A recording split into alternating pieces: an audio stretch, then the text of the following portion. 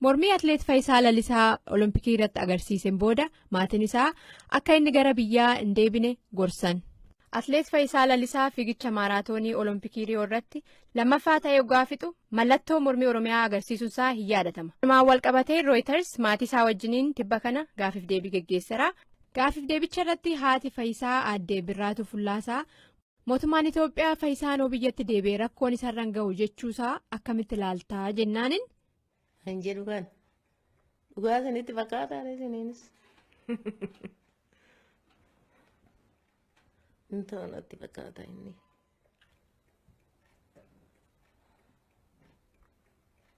Achuma naa ta'a. Anan godhanii ani duudhuma dhufee hin jaaladha.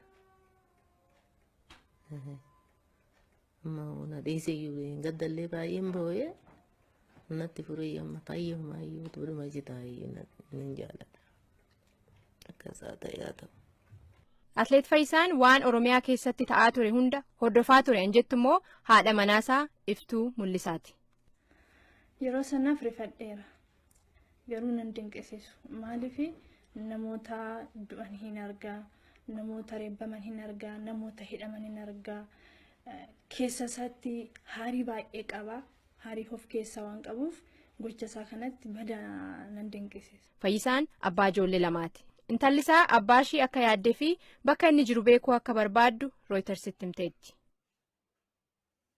The family of Ethiopian marathon runner Fayyisaa Lalisaa have warned against him returning home. The image of him crossing his wrists above his head as he crossed the finish line in Rio has been widely seen. The gesture is used by anti-government protesters in Ethiopia's OROMOO region. After the race, Lalisaa said he was afraid to go home. On Tuesday, he was not among his fellow athletes who returned. The government has said they will not bar him from coming back, but Lalisa's mother isn't so sure. Kan jedhu kan dhugaa sanitti fakkaataadha isiniinis. Intoonatti fakkaata inni.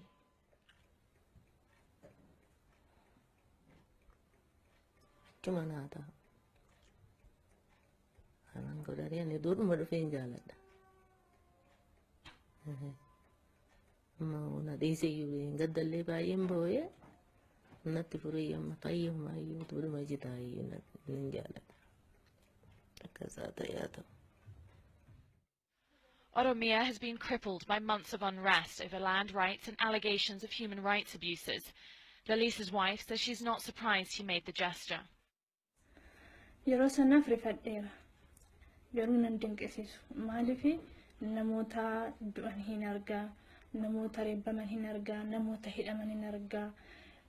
Keessa isaatti haarii baay'ee qaba. Haarii of keessaa waan qabuuf gocha isaa kanatti badaa nan dinqisiisu. Lalisaa won silver in the race in Rio. His daughter says she misses him and wants to know where he is.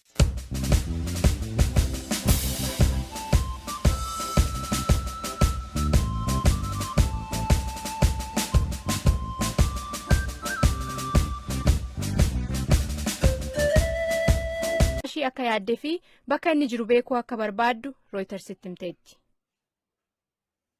The family of Ethiopian marathon runner Fayyisaa Lalisaa have warned against him returning home. The image of him crossing his wrists above his head as he crossed the finish line in Rio has been widely seen.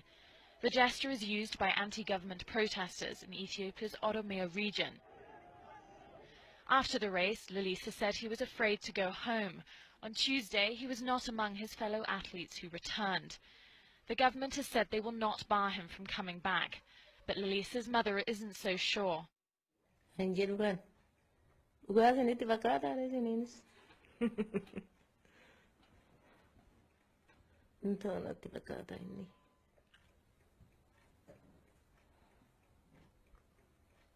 Achuma naa ta'a. Anan godhanii ani duudhuma dhufee hin jaaladha. Akkasaa ta'ee ta'u. Atleet Fayyisaan waan Oromiyaa keessatti ta'aa ture hunda hordofaa ture hin jettu immoo haadha manaasaa Iftuu Mul'isaati. Yeroo sanaaf rifadheera. Garuu nan dinqisiisu. Maaliif namoota du'an hin argaa, namoota reebbaman hin argaa, namoota hidhaman hin argaa. Keessa isaatti haarii baay'ee qaba. hariif of keessaa waan qabuuf gocha isaa kanatti badaa nan dinqisiisa. Fayyisaan abbaa ijoollee lamaati. Intalli isaa abbaa mormii atleet Fayyisaa Lalisaa Olompikii irratti agarsiiseen booda maatiin isaa akka inni gara biyyaa hin deebine gorsan. Atleet Fayyisaa Lalisaa fiigicha maaraatoonii Olompikii Riyoo irratti lammaffaa ta'ee waggaa fixu mallattoo mormii Oromiyaa agarsiisuun isaa hin yaadatama. Walumaan wal qabatee Reuters maatii isaa wajjiniin tibba kana gaafiif deebii geggeesseera. Gaafiif deebicha irratti haati Fayyisaa aadde Birraatu Fullaasaa mootummaan Itoophiyaa Fayyisaan biyyatti deebi'ee rakkoon isarraan ga'u jechuusaa akkamitti ilaaltaa jennaanin. Kan jedhu kan dhugaa sanitti fakkaataa isiniinis. Intaanatti fakkaata inni.